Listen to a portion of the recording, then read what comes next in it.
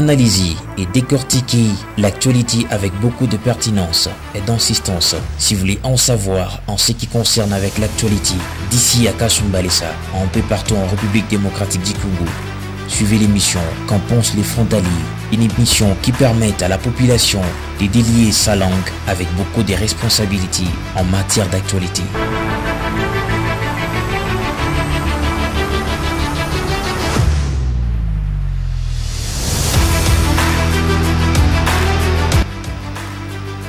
Qu'en pensent les frontaliers, une émission à suivre à chaque lundi à partir de 21h30 sur la Kasumbalesa Radio-Télévision et en rediffusion tous les jeudis à 11h30. Présenté par André Kadimantumba.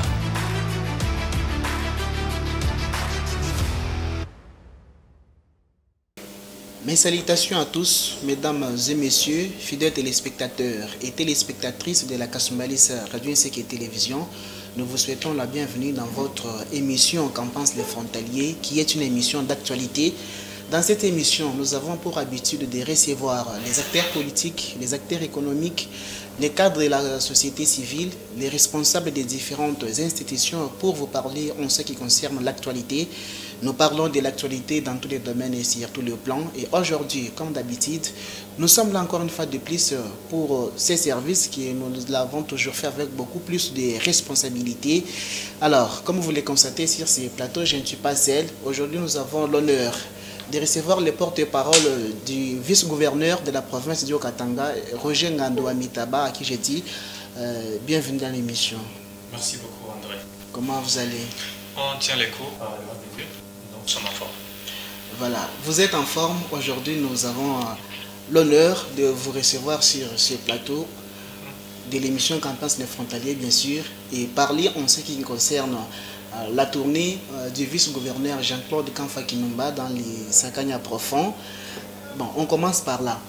Depuis quand Jean-Claude Kamfa est vice-gouverneur du Haut-Katanga? Merci André, merci également de l'opportunité que vous nous offrez en ce moment pour passer sur les ondes de KRTV, parmi les grandes chaînes de Kasumbalesa. Nous en profitons pour féliciter certainement les responsables ainsi que tous les journalistes pour le travail qu'ils abattent en faveur de la population. Depuis quand Kamfa Kimimba est vice-gouverneur du Haut-Katanga? Kamfa Kimimba est vice-gouverneur du Haut-Katanga, c'est depuis 2019, à l'issue de l'élection qui avait eu lieu le 10 avril 2019, ayant porté Jacques Kiaboula Katwe, gouverneur de la province du Haut-Katanga, et comme colistier en ces temps, c'était Jean-Claude Kamfa Kimimba, automatiquement après l'élection, bien sûr, Kiaboula Katwe, gouverneur, et Kamfa Kimimba Jean-Claude, vice-gouverneur. Voilà, si nous faisons des petits calculs, partant de 2019 jusqu'à aujourd'hui 2022, ça fait pratiquement 3 ans que ce dernier est vice-gouverneur de la province du Haut-Katanga. Exact. Pourriez-vous nous dire quelle a été donc sa motivation? Après toutes ces années, il s'est contenté de son bureau, il s'est contenté de Lubumbashi et ailleurs. Aujourd'hui, d'un coup, on dirait par une baguette magique, Jean-Claude Kamfa Kimimba dans les Sakanya profonds. Quelle a été donc sa motivation? Je commence d'abord par rectifier quelque chose. Kamfa Kimimba Jean-Claude, le vice-gouverneur du Haut-Katanga, ne se contente jamais du bureau qui est climatisé, comme les gens tels que vous l'avez souligné, mais plutôt c'est un homme de terrain aussi. Il emboîte le pas de son chef, l'autorité provinciale. Tout le temps, Jean-Claude Kamfa Kimimba est sur terrain. On peut, si pas l'envoyer, il peut toujours accompagner le gouverneur, que ce soit dans des visites, que ce soit dans plusieurs autres activités. Ce qui veut dire il n'a rien à foutre avec les bureaux climatisés parce que ça ne l'impressionne pas non plus. Mais ce qui l'intéresse beaucoup plus, c'est la vie de la population du Haut-Katanga. C'est pour cela d'ailleurs qu'il est aux côtés de Jacques Kiaboula Katwe, qui est gouverneur de la province. 3 ans après, qu'est-ce qui a motivé Jean-Claude Kamfa pour s'étaler dans les Sakanya profonds? Il s'est contenté d'aller ailleurs. Mais écoutez, Jean-Claude Camfoy, vous l'avez dit d'ailleurs, c'est un vice-gouverneur. Oui. C'est-à-dire il n'est pas l'administrateur du territoire de Sakanya. Il est vice-gouverneur de la province. C'est-à-dire qu'en tant qu'autorité provinciale, il ne peut que s'inquiéter de la vie de la population de la province du Haut-Katanga ensemble avec le gouverneur. Donc c'est considéré comme un bras droit du gouverneur parce qu'il doit l'accompagner pour la concrétisation de la vision du chef de l'État dans la province. Camfoy Kimimba ne reste pas au bureau tout le temps. Il a été presque partout dans la province du Haut-Katanga. Sakanya, ce n'est pas la première étape de son périple ou encore de sa tournée. Bon, souvent, il sort de son bureau pour visiter les quelques routes à Lubumbashi. Pas seulement à Lubumbashi. Pas seulement à Lubumbashi, Camfoy Kimimba revenait d'un long périple également dans les territoires d'Impueto. Vous n'allez pas me dire qu'il est natif d'Impueto.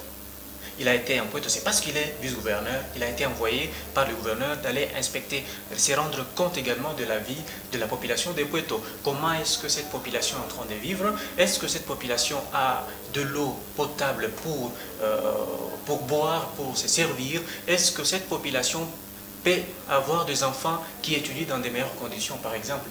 Il y a la situation de la nationale numéro 5, la route principale qui quitte Lubumbashi en passant par Puerto vers Kalemi. Quand Kimimba était sur le dossier, il a accompagné le ministre national de transport, Chéribin Okende, que vous connaissez bien. Donc ce qui veut dire que ce n'était pas dans les bureaux que tous ces dossiers ont été réglés ou traités. Donc c'était sur terrain. Et sur terrain, pas nécessairement à Lubumbashi. Puerto, ce n'est pas Lubumbashi. Kasenga, ce n'est pas Lubumbashi. Dernièrement, Camfoy Kimimba se retrouve à Kasomeno pour aller lancer la campagne de la récolte de la saison. Ce n'était pas Lubumbashi. Donc, si vous essayez un peu de faire la sommation des quelques activités que vous avez à citer, tout au long des 3 ans, vous-même vous allez balancer. Alors, à Sakanya, cité pour quelle raison? Oui, la situation, la descente du vice-gouverneur dans les Sakanya profonds, c'était justement pour aller se rassurer de ce que la situation de la vie sociale de la population du coin. Il y a longtemps, je vais vous faire plairer un tout petit peu que depuis 1960-62,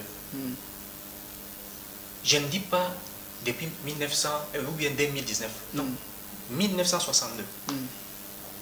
Posez la question aux historiens, posez la question, même vous les journalistes, vous connaissez très bien la situation. Aucune autorité de la trempe de gouverneur, vice-gouverneur n'est jamais arrivée là-bas, même pas un ministre. Je pense que ça vous étonne. Non, non, ça n'étonne pas parce que souvent on apprend, il y a certains politiques qui se rendent de ce côté-là. Un politique, c'est-à-dire quand un journaliste, André, va par exemple à Kabunda, visiter le village Kabunda. André, c'est un ministre. André n'est pas ministre. Voilà, j'ai bien dit. Gouverneur, vice-gouverneur, ministre. Député. Depuis 1962. Député. Depuis 1962. Posez la question. Je pense qu'il y a les images qui parlent.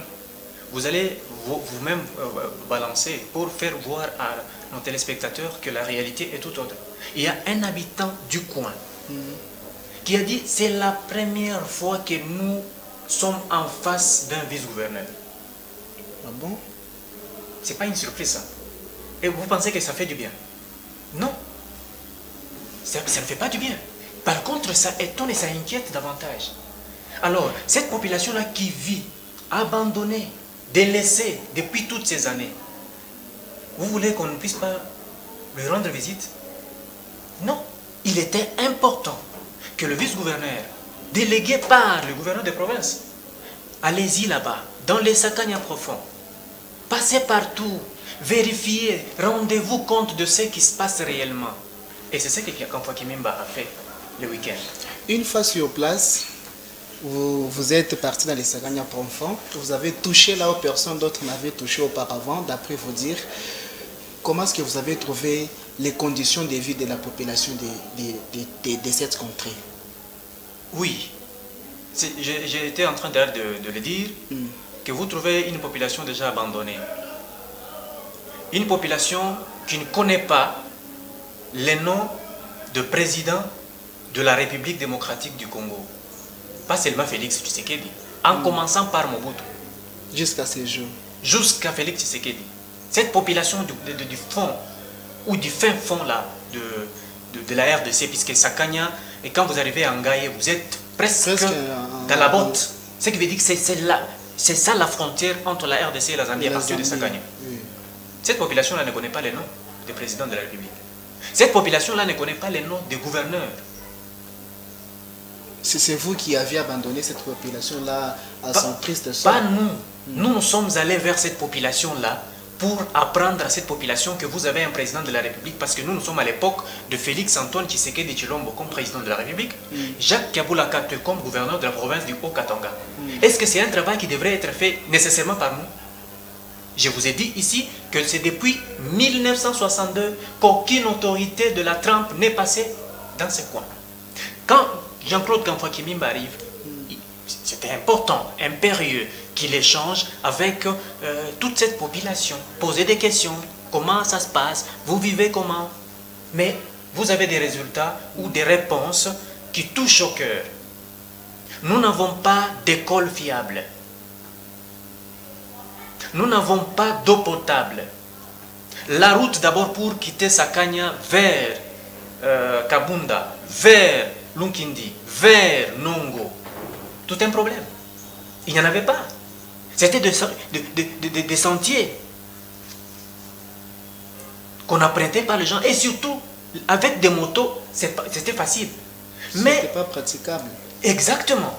Mais aujourd'hui, quand nous sommes partis à Kabunda, dans la tournée, poser la question à tous ceux-là qui reviennent de là, la route est quand même praticable, en terre battue bien sûr, puisque on y va petit à petit pour moderniser les coins. Les Sakanya, c'est un territoire pilote parmi tant d'autres, parmi les 145 territoires dans lesquels le chef de l'État lui-même a lancé un projet de développement de ces 145. Donc, parmi lesquels Sakanya figure. Donc, on est en train d'y aller petit à petit, pourvu qu'on arrive à moderniser le territoire de Sakanya. Donc, les réponses sont telles que nous n'avons pas d'eau, nous n'avons pas d'école. Effectivement, quand les vice-gouverneurs arrivent à Kabunda, Kabunda, c'est à quelques kilomètres de la rivière Luapula, les ports. C'est presque là. Si on a rangé, donc les gens peuvent traverser par là et puis le commerce peut être régulier et à l'intérêt de la population. Mais vous avez Kabunda à la frontière. Kabunda avec une école en plein air. Vous avez déjà étudié C'est-à-dire quoi une école en plein air? Ah voilà. Une école en plein air que nous avons trouvée, c'est que les enfants s'asseyent sur les bois morts. Vous voyez, hein, vous êtes là, il n'y a même pas de tableau, juste un truc fabriqué en termes, c'est comme on dirait, comme une table, mais ça n'a pas la forme d'une table. Et puis ces bois morts là-bas, les enfants s'asseyent là-bas avec leurs cahiers, ils écrivent. L'enseignant dicte là-bas et les enfants écrivent sur les genoux. Mais qu'est-ce qui est à encourager dans tout ça? Qu'est-ce qui est à saluer avec l'appui, l'implication du gouvernement provincial? C'est la présence d'une école qui est construite là-bas, à Kabunda. Pour la première fois, les villageois témoignent que nous avons affaire à un gouverneur responsable. Ce n'est pas moi qui l'ai dit pour le plaisir. Mais les habitants de Kabunda, du coin que nous avons trouvé, les habitants qui ont assisté à l'éducation de leurs enfants sur le bois mort, les habitants qui ont vu leurs enfants grandir fréquentant cette école en plein air là-bas, sans espoir. Mais ils voient à côté une école moderne, construite sur fonds propres du gouvernement provincial du Haut-Katanga, que dirige Jacques Kabula Kate. Ce qui veut dire la matérialisation de la vision du chef de l'État en marche. L'école dont vous parlez a combien de portes? 6 classes, bien modernes. Il ne reste que 2 petits travaux de finissage. Donc, quand on parle de petits travaux, c'est-à-dire, vous n'avez que les plafonds. Mais quand vous y arrivez, et les tableaux, et les bancs qui seront bien sûr ajoutés là-bas, c'est ce qui fait que d'ici là, donc l'année prochaine, en tout cas, la rentrée scolaire ici, tout sera... Donc cette année, les enfants vont d'abord souffrir? Non, ils ne vont pas souffrir parce qu'on paie utiliser l'école parce que l'école est déjà terminée. Nous sommes déjà à 3 semaines de la rentrée, ça vous le savez quand même. Exactement. Je pense que si les images sont en train de parler, les images sont là, l'école est déjà construite. Ce n'est pas le début, ce n'est pas la fondation, non. L'école est là, déjà tollée avec tout. On attendait ne fût-ce que les bancs, parce que les bancs étaient déjà en route vers Kabunda pour... Sous financement du gouvernement. Du gouvernement provincial. C'est le gouvernement provincial qui finance pour venir à la rescousse de cette population qui a longtemps souffert. Vous quittez Kabunda, vous êtes à Lukindi, à Sompola. Il n'y a pas d'école, monsieur le journaliste. Les écoles de la même valeur, de la même manière que nous avons trouvé à Kabunda, où les enfants se confinent, les enfants s'asseyent sur des briques. Est-ce que vous avez déjà, à votre époque, vous étudiez, vous quittez chez vous la maison avec une brique comme... Ah, ça, c'est ce qu'on a trouvé. Hein. Ça, le vice-gouverneur l'a trouvé là-bas. Il était très inquiet. Trop alors, trop même. Ça fait mal. Ça fait mal de voir une population qui ne mérite pas ça, mais en train de vivre dans des conditions pareilles. Ne pensez-vous pas que cette tournée devrait avoir lieu avant? La province du Haut-Katanga, ce n'est pas seulement les Sakanya, je l'ai dit. Ce n'est pas seulement Kasumbalesa, ce n'est pas seulement Kipushi, ni moins encore seulement Puerto. Donc c'est toute cette surface, c'est toute cette partie de la terre qui s'appelle province du Haut-Katanga. Alors, quand on va, tantôt on est penché sur le territoire de Puerto, on a le territoire de Kambo, on est par exemple à Kipushi, on est à Lubumbashi, donc on touche dans tous les coins pour que toute la population de la province puisse se retrouver. C'est ce qui a été fait avec cette tournée du vice-gouverneur. J'étais en train de dire, le vice-gouverneur n'a pas visité un seul village, il en a visité autant. Nous avons appris que le vice-gouverneur est passé par à peu près 5 villages. Je ne sais pas si vous affirmez l'information. 5 villages, ça me fait rire. Où est-ce qu'on a tiré cette information de 5 villages? Il est passé dans quelques villages et là, voilà. Si c'est beaucoup, c'était 5. Et après quoi, il est rentré. Laissez-vous débalayer les mensonges et de vous dire la vérité, parce que j'étais dans cette suite. Le vice-gouverneur a visité combien? 17 villages. 17, vous le dites?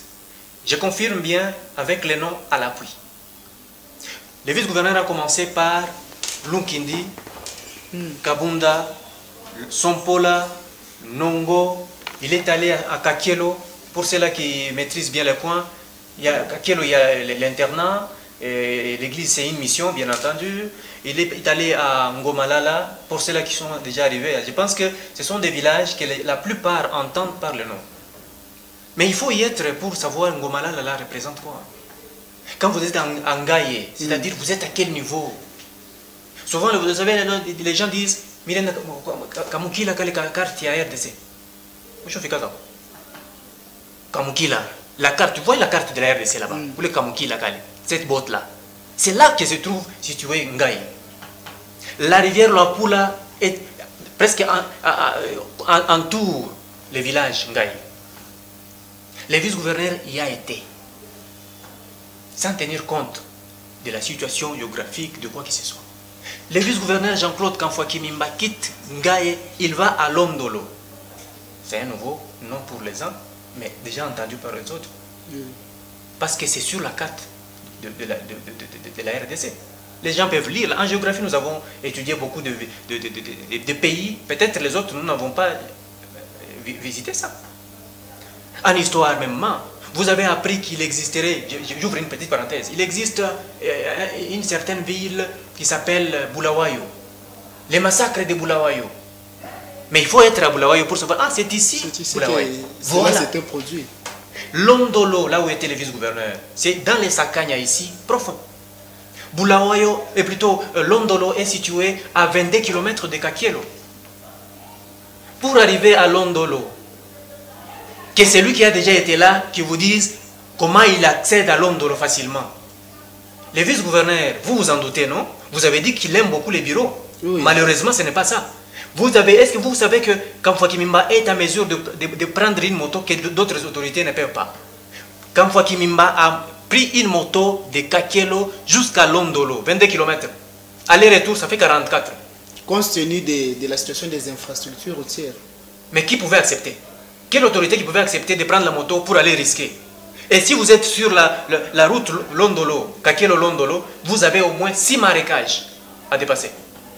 Vous connaissez ce que ça veut dire, les marécages? Et les risques que présentent les marécages. Quand même, Kamfwa Kimimba a bravé la peur. Tout ça, il s'est dit, j'ai été envoyé par le gouverneur, c'est pour arriver même là-bas à Londres. Je dois y aller. Il est arrivé à Londres. Kamfwa Kimimba est passé par Nongo. Kamfwa Kimimba est passé par Mopala. Kamfwa Kimimba arrive à Kipusha. Kamfwa Kimimba était à Watemwa, 18 km de Kipusha. Kamfwa Kimimba était à Kafimbi. Kamfwa Kimimba est passé par Mufumbi. Kamfwa Kimimba est passé par Nkumbwa. Partout là-bas pour jusqu'à aller à Lonchi, Mbofu, dans les groupements Selenge. Et puis revenir à Lubumbashi. Vous pensez que c'était 2 villages, 3 villages? Alors parmi tous les villages visités, je pense que est-ce que les difficultés étaient toujours les mêmes? Les difficultés de la population, ou soit la réalité d'une entité ne dépendait pas de l'autre? Tout à fait, il y avait toujours des particularités, même si la majorité était presque similaire. Vous arrivez par exemple partout, quand on est arrivé à Kakielo, les mémorandums qui ont été lus, vous sentez que les besoins étaient qu'on agrandisse les salles de classe, qui étaient déjà, puisqu'à Kakielo c'est une mission, mais dont l'image ne reflétait pas une bonne image en fait d'une école où les enfants pouvaient étudier correctement. Il faut l'intervention du gouvernement provincial, tant mieux. Il y avait encore un problème d'eau potable, ça c'est revenu presque dans beaucoup de villages, et c'est comme ça que le gouvernement provincial, bien sûr par l'entremise de son envoyé qui était Jean-Claude Kamfwa, avait pris certaines résolutions pour satisfaire aux besoins de cette population. C'est notamment une école sera construite en Ngomalala. Jamais une école n'a existé là-bas. Les enfants de Ngomalala pouvaient quitter là-bas pour aller étudier à Kakielo. Les enfants de Ngaye pouvaient quitter Ngaye, 22 km, 18 km, pour venir étudier à Kakielo. Donc ce qui veut dire qu'ils auront au moins une école pour couper court à ces longues distances et aider la population, les enfants, à fréquenter correctement. Donc il y a eu une centaine de tôles données pour la construction d'une école en Ngomalala. Il y avait une centaine de tôles données également pour la construction d'une autre école à Londolo. Londolo, il n'y avait même pas de centre de santé. 22 km, vous avez un enfant malade, vous avez un parent malade, vous devez quitter à 22 km vers Kakielo. Mais imaginez-vous que vous arrivez à mi-chemin, l'infortuné vous dit au revoir. Alors, parlant un peu des difficultés que vous avez rencontrées par-ci, par-là, oui. Réellement, soit normalement, il y a les besoins urgents qui se sont présentés, et d'autres où il fallait d'abord voir le gouvernement provincial pour voir comment remédier à ces problèmes-là. Sur place, lorsque vous avez rencontré cette population-là, du Sakanya profond, la situation était vraiment précaire d'après la réalité sur terrain que vous avez rencontré, des difficultés par-ci par-là, des problèmes d'une façon, d'un village à un autre, des difficultés différentes. Quels sont les besoins, soit les solutions urgentes que le vice-gouverneur Jean-Claude Kamfwa Kimimba a pu donner à cette population? Au nom de l'autorité provinciale, le vice-gouverneur n'a pas tardé parce que j'ai vu qu'un Kamfwa Kimimba trop inquiet, soucieux de voir cette population sourire un peu. Vous êtes à Kakielo, on apporte l'internat presque abandonné. L'internat de Kakielo, la mission, c'est dans les Sakanya profonds, abandonné à son triste sort. Qu'est-ce que le gouvernement provincial fait? À l'immédiat, des matelas pour les internes. Des mousses où les internes devront, parce qu'on avait laissé entendre que les enfants dormaient à même le sol et ils se couvraient de quoi? Rien. Donc, ces froids pouvaient les tuer sans difficulté grâce aux maladies, en causant des maladies. Le gouvernement provincial a envoyé dans la Gibessière avec le vice-gouverneur de matelas. Vous avez des mousses remis sur place. Sur place. Vérifiez l'information. Les images sont là. On ne montre rien. On ne fomente plus rien. Mais la vérité est là. De matelas donnés. Et que ce soit pour les internes, que ce soit aussi pour l'hôpital de Kakielo d'abord. On a donné une moto à la zone de santé pour faciliter les déplacements du médecin zone de santé pour aller au fin fond afin d'aider cette population qui n'a rien pour arriver au centre de santé à Kakielo. Donc il peut se déplacer avec des médicaments pour secourir cette population-là en détresse. De deux, on a donné 100 sacs de farine pour que les internes qui autrefois manquaient à manger puissent trouver en tout cas du foufou afin d'avoir de la force et étudier, continuer à étudier. On a remis 20 sacs de riz à Kakielo. Sur place. Les images sont là, vous allez les balancer pour que les téléspectateurs ne puissent pas avoir de problème par rapport à ça. On a remis 10 sacs de sucre. On a donné 6 ballons de friperie en couverture et autres piles ovaires pour les internes et les malades. Donc, tout ça, c'était pour que la population soit épaulée ou sauvée en attendant d'autres solutions aux problèmes posés. Mais dans un premier temps, il devrait d'abord souffler un offre de soulagement par rapport à ça a été fait. En dehors de ça, les enseignants de Kakielo impayés depuis l'année passée. Alors, qu'est-ce qui pouvait les motiver pour continuer à enseigner? Ils ne pouvaient que reculer. Mais le passage... Donc, il n'y a pas eu rentrée scolaire de l'autre côté cette année. J'y arrive.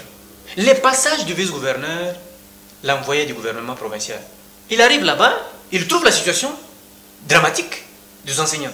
Il dit non, mais le gouvernement peut suppléer. Il prend tous les enseignants de l'école Kakielo qui encadrent les enfants internes. On paye les frais, les salaires de tous ces enseignants. Vous pensez que c'est de la blague, ça? Ce n'est pas une promesse faite. Oh non, non, voilà, vous aurez... à telle date... Quand on va rentrer, et puis on va vous envoyer. L'argent sort sur place et le préfet est là. Il perçoit l'argent. Il signe même. Pour tous les enseignants de Kakielo. Donc les enfants sont restés en train d'aller à l'école grâce à cette bonne volonté du gouvernement provincial par le passage du vice-gouverneur dans l'école. Les puits d'eau, déjà je pense, à notre départ, il y avait déjà un service qui nous a rejoint pour le travail. Forages. Les écoles seront construites sans difficulté. On quitte à Kakielo, on arrive à Kipusha, c'est un autre internat.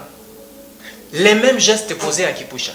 Les fournitures scolaires n'ont pas manqué. Parce qu'on va dire, non mais on a donné ceci, mais les fournitures, les cahiers, les bics, les ceci, les cela, les lattes, tout ont été donnés là-bas.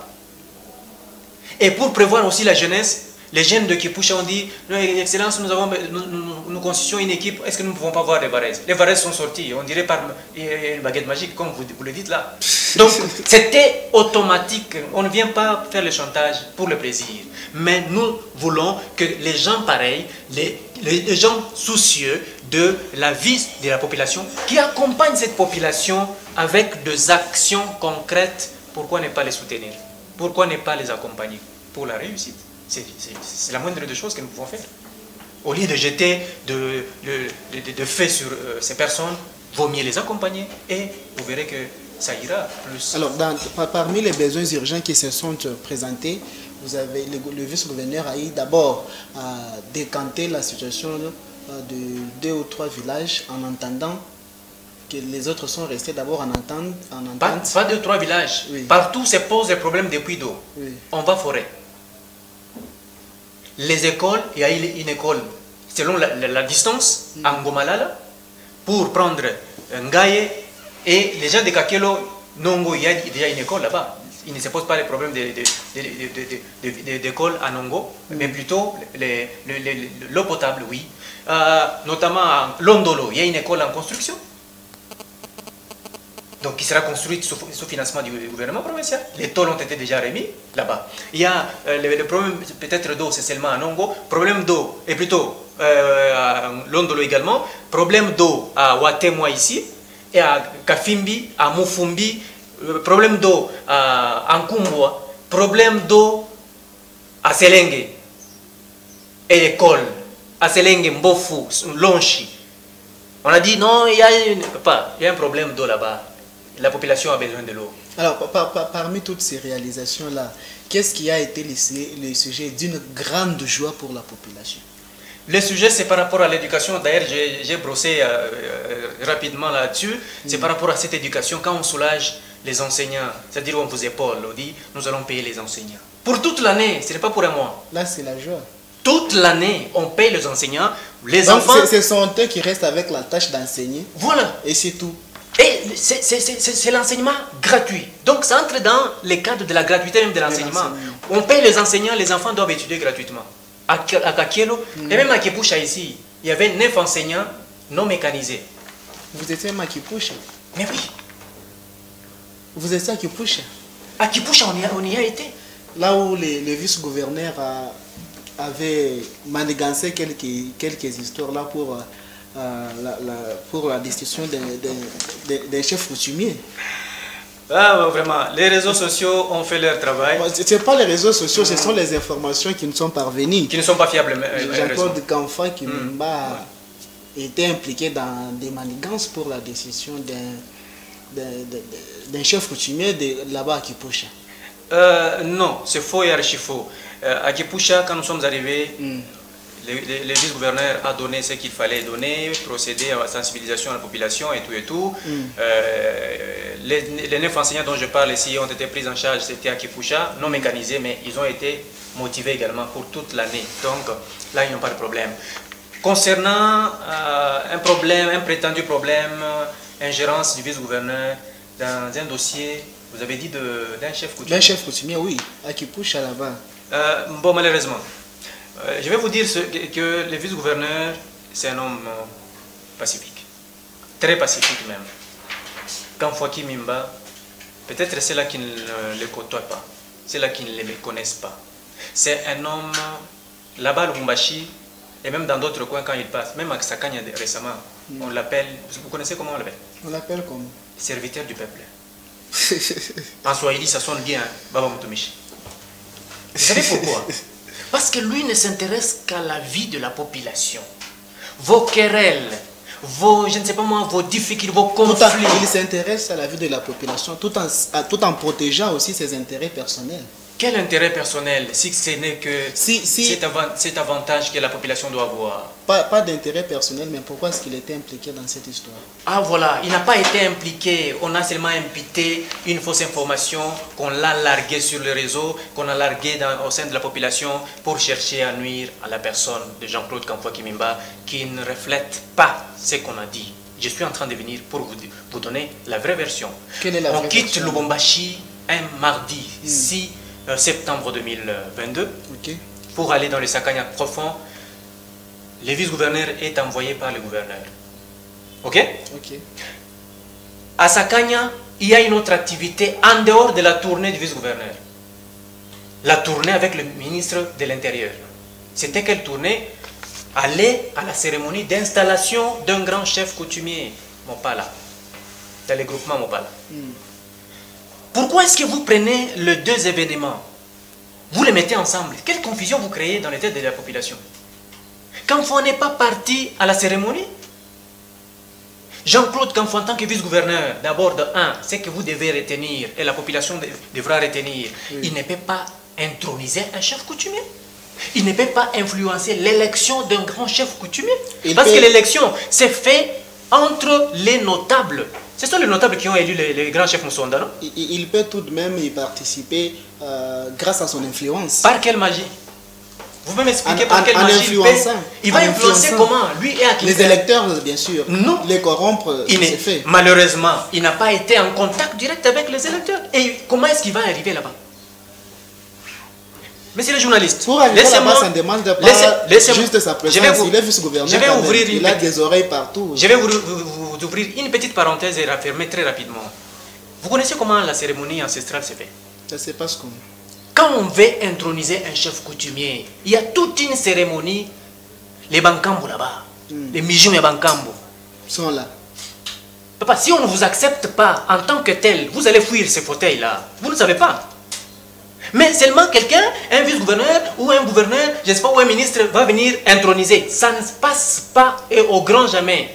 Je vous dis franchement, ça ne passera au grand jamais. C'est un travail qui est fait par les notables. Sous son influence, peut-être. Jamais. Alors, s'il n'est pas... Il est concerné ni de loin ni de près qu'on laisse Kamfwa Kimimba libre. Pourquoi est-ce que son nom est cité dans cette histoire alors? C'est tout simplement parce que Kamfwa Kimimba était dans la tournée, dans les Saganya profonds. Lui est parti, il prend Sakanya, il prend sa gauche vers Lunkindi, vers Kabunda, vers Nongo et pour finir, bon, je vous dis, le ministre est parti, il installe officiellement, parce que même le ministre n'a pas les pouvoirs, les prérogatives d'introniser un chef coutumier, ni moins encore de le déchoir. Alors il ne faut pas qu'on crée seulement, quand on n'a pas à dire, on doit se taire.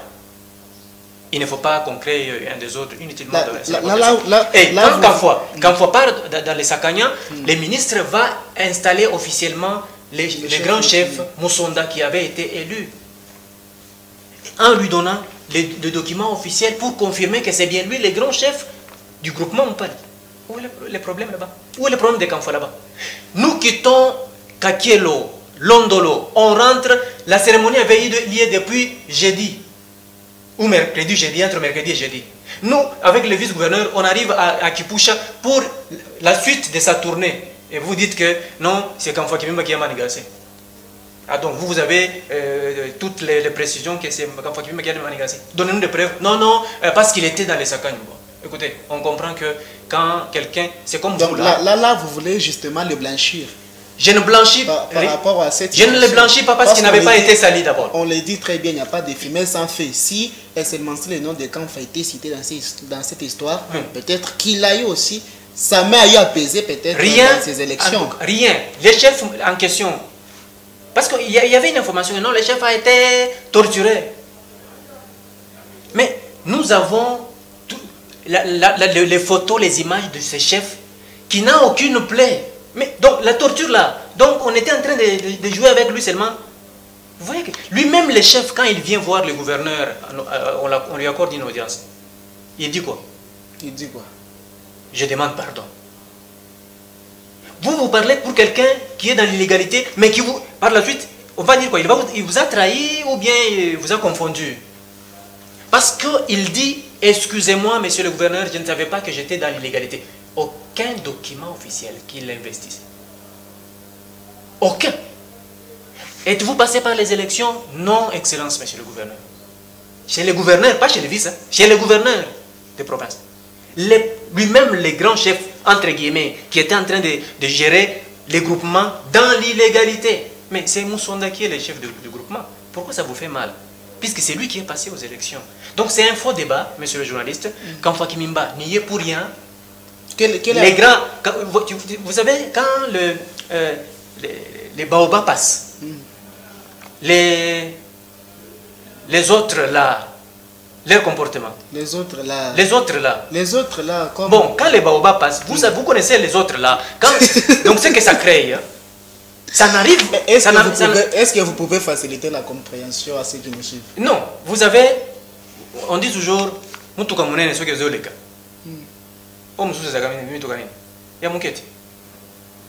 compréhension est simple. C'est-à-dire, on a vu les baobabs passer et finalement ça commence à effrayer. Ah, c'est là que ça vous amène. Donc j'ai compris finalement que c'était une paire qui a commencé et qui prend corps. Quel est le climat que vous avez laissé à Kipusha? À Kipusha, un climat de paix. La situation était très, très calme. Les choses se sont passées correctement. Qu'on ne vous trompe pas qu'on a créé du désordre, qu'on a fait ceci. Plus rien. Le ministre de l'Intérieur a fait son travail, installation officielle. Il est rentré calmement à Lubumbashi. Plus rien. Posez la question s'il y a des troubles à Kipusha. Alors, plusieurs années sont passées. Sakanya a jeté dans les oubliettes.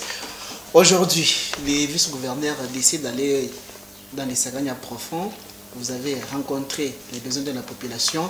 À vous entendre dire, il y a eu des réalisations par-ci, par-là, la construction des écoles, le forage de puits d'eau, le paiement des enseignants. Lorsqu'on analyse toutes ces activités-là, Aujourd'hui, nous sommes en 2022, une année préélectorale. Bientôt, là, nous irons aux élections. Il y a facilement lieu de dire que c'était une campagne électorale que le vice-gouverneur est parti lancer. Oh là là, une autre question qui me fait plaisir. Le vice-gouverneur est allé lancer la campagne électorale. Bien sûr, lorsqu'on analyse vos dires, lorsqu'on vous suit de près, lorsqu'on revient sur vos paroles, on comprend facilement que ça c'était déjà une campagne électorale lancée dans les Sakanya par le vice-gouverneur. Malheureusement, vous avez compris le contraire. Une pré-campagne ou bien? Vous avez compris le contraire. Ce n'est pas une campagne électorale. Bien sûr que si. Monsieur le journaliste, payer les frais ou les salaires des enseignants pour que nos enfants étudient, ça constitue une campagne électorale. Donner à manger aux élèves internes des internats de Kakelo et Kipusha, c'est une campagne électorale. Permettre à ce que ces enfants-là dorment dans de meilleures conditions, c'est ça que vous appelez campagne électorale. Le moment de la campagne électorale n'est pas encore venu. Est-ce que vous pensez que le vice-gouverneur Jean-Claude Kamfa Kimimba a besoin de battre campagne dans les Sakanya? Il a déjà commencé. Non. Jean-Claude Kamfa Kimimba a existé dans les Sakanya et tout ce qu'il faisait de lui un homme. Peut-être que les gens se sont réveillés aujourd'hui parce que ce qu'il fait là, c'est dans ses prérogatives en tant qu'autorité provinciale. Vous ne pouvez pas lui interdire d'aller consoler la population. Vous ne pouvez pas interdire au gouverneur d'aller de faire des tours dans la province, aller à Kasenga, aller à Kasomeno, aller à Kipushi, aller à Kilabalanda, aller partout là-bas pour visiter. Non, non. Et si les gouvernements arrivent, ils trouvent que dans cet hôpital, il y a le malade qui n'ont pas de moyens. Parce que, d'ailleurs j'allais oublier, quand on arrive à Kakelo, le vice-gouverneur a payé les frais pour tous les malades, non? Vous savez, on retient quelqu'un pour 5 000 francs dans un hôpital, et quand on paye ça, on vous dit que c'est une campagne électorale. Ce sont les activités qui marquent la campagne. Non, ça ne marque pas la campagne électorale. Bon, peut-être c'est la compréhension de certaines personnes. Est-ce que vous savez... Ici, nous n'avons pas été en campagne électorale et nous n'avons même pas cette ambition de battre campagne maintenant.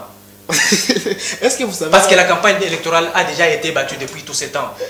Avant même que Kamfa ne soit... Vous voulez vous racheter? On ne se rachète pas, mais nous disons seulement la vérité. Pourquoi la vérité doit blesser? Quand nous disons la vérité, mais ça vous blesse. En quoi? C'est ça la vérité. Nous sommes allés voir, palper la réalité. Kamfa Kimimba palpe la réalité par rapport à la vie sociale de la population. Qu'est-ce qui marche, qu'est-ce qui ne marche pas? Qu'est-ce qu'il faut faire? Et on trouve qu'il y a une difficulté là-bas, une difficulté par-ci, par-là. On résout sur place. Et vous vous dites que c'est une campagne électorale. Est-ce que vous savez là où ça cloche? Qu'est-ce qui cloche? Pourquoi attendre à la veille des élections? Non, ça vous choque parce que vous n'avez jamais été là-bas. Donc celles-là qui sont touchées par ceci, c'est parce qu'ils n'ont jamais été à Kakelo, ils n'ont jamais été à Nongo, ils n'ont jamais été à Ngaye. Mais comment Kamfa Kimimba peut arriver là-bas pendant que moi ici je ne suis pas encore arrivé là-bas? Non, dosez, bas la terre comme nous disons toujours. Si vous avez la possibilité et vous avez la force, allez-y voir aussi ce que c'est fait. Mais lui est parti comme autorité provinciale, voir comment la population, sa population bien entendu, en train de vivre. Que ça ne vous choque pas? Merci beaucoup, mesdames et messieurs, fidèles téléspectateurs et téléspectatrices. Vous êtes en train de suivre votre émission Qu'en pensent les frontaliers, qui est en train de recevoir en séjour Roger Nkandoua Mitaba. Il est le porte-parole du vice-gouverneur de la province du Haut-Katanga, Jean-Claude Kamfa Kimimba. Avec lui, nous étions en train de parler en ce qui concerne la tournée du gouverneur dans les Sakanya profonds. Nous sommes en train de tendre déjà vers la fin. Je pense, au-delà d'être vice-gouverneur de la province du Haut-Katanga, Jean-Claude Kamfa Kimimba est autorité d'un parti politique. Oui, Jean-Claude Kamfa Kimimba, il est le président interfédéral du Congrès national congolais de Piusuma Bilumba et Mukala, qui est l'autorité morale. Les CNC ici, localement, par exemple à Kasumbalesa, c'est Maître Arma Betou, qui est le président urbain. À Sakanya, il y a Maître Igon Zembela, il y a Mokambo Gilbert Muyumba. Et donc Kamfa Kimimba, c'est l'interfédéral. C'est bien lui, les représentants personnels de Piusuma Bilou concernant les partis dans les Hauts-Katanga. Oui. Il y a en même temps l'autorité morale ou les fondateurs de la fondation Camphor, que vous connaissez très bien. C'est là que je devrais arriver. Parlez-nous un peu de cette fondation-là. Sur quoi repose la fondation Camphor? La fondation Camphor, d'abord je commence par dire que c'est une structure d'appui aux actions de son excellence le vice-gouverneur, Jean-Claude Camphor Kimimba. C'est une fondation qui a existé avant que Camphor Kimimba ne soit vice-gouverneur, parce qu'il y a une confusion. La plupart disent non, mais écoutez, tout ce temps ici, on ne pouvait pas sentir, c'est seulement quand il est devenu vice-gouverneur. Non, Camphor Kimimba est vice-gouverneur après avoir créé la fondation. Donc la fondation est venue avant les titres ou les postes qu'il occupe actuellement. Ce qui veut dire la fondation est fondation, restera fondation, et même après qu'il soit vice-gouverneur, la fondation demeurera toujours. La fondation est là, c'est juste pour contribuer, aider les vulnérables à retrouver les sourires.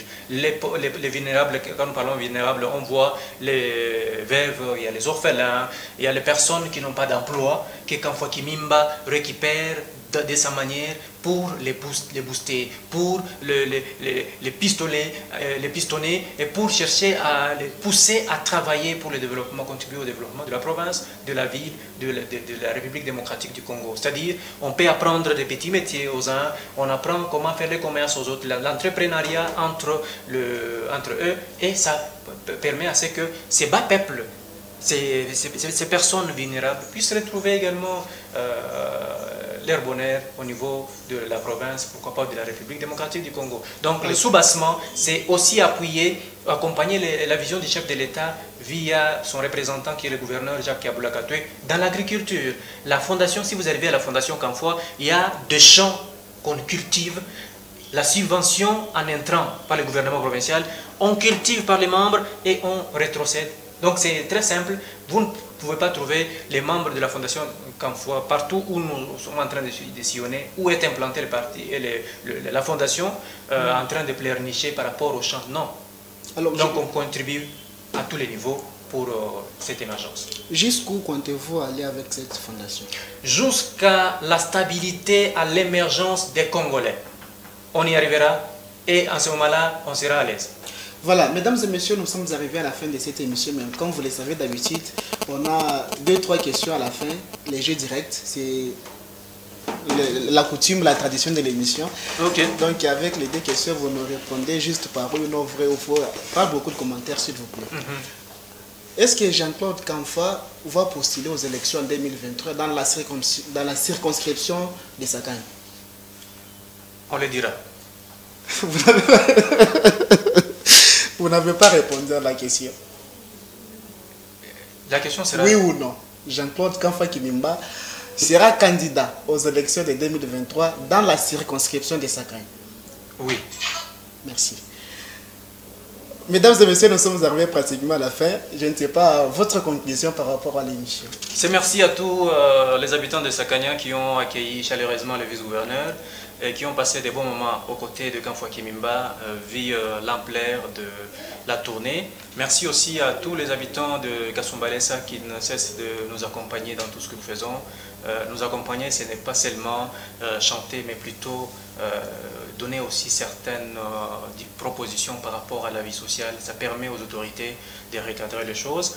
Merci aussi à tous ceux-là qui étaient de loin ou de près en train de prier pour que les choses marchent aussi par rapport à cette tournée, puisque ça n'a pas été facile, certes, mais l'autorité a tenu à ce que la tournée débute normalement et ça prenne fin sans trop de peine, de difficultés. Donc nous ne pouvons que rappeler encore à cette population d'être encore derrière. C'est là qui veulent venir au CNC de venir, c'est là qui veulent aller à la Fondation Camphor de s'amasser et de venir adhérer massivement parce que nous tendons vers une émergence totale du peuple congolais. Voilà, c'était la conclusion bien sûr de Roger Ngandwa Mitaba, porte-parole du vice-gouverneur de la province du Haut-Katanga, Jean-Claude Camphor Kimimba. Monsieur le porte-parole, merci d'avoir honoré notre invitation. Merci beaucoup, monsieur le journaliste. Merci aussi à tout le personnel de KR TV. Merci beaucoup, mesdames et messieurs, fidèles téléspectateurs, amoureux de l'émission Qu'en pensent les frontaliers. Nous sommes arrivés totalement à la fin de notre émission de ces jours qui a reçu bien sûr le porte-parole du vice-gouverneur de la province du Haut-Katanga. C'est confirmé. Lui, c'est la bouche du vice-gouverneur Jean-Claude Kamfa Kimimba, candidat aux élections de 2023 dans la circonscription de Sakanya. On se retrouve très prochainement avec le même et réel plaisir. Au revoir.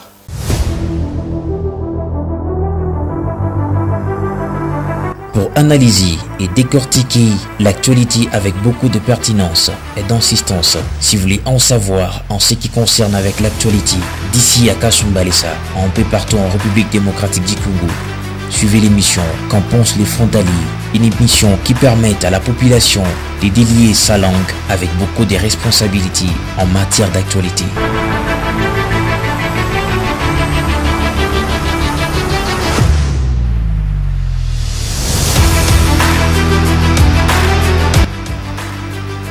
Qu'en pensent les frontaliers, une émission à suivre à chaque lundi à partir de 21h30 sur la Kasumbalesa Radio-Télévision et en rediffusion tous les jeudis à 11h30. Présenté par André Kadimantumba.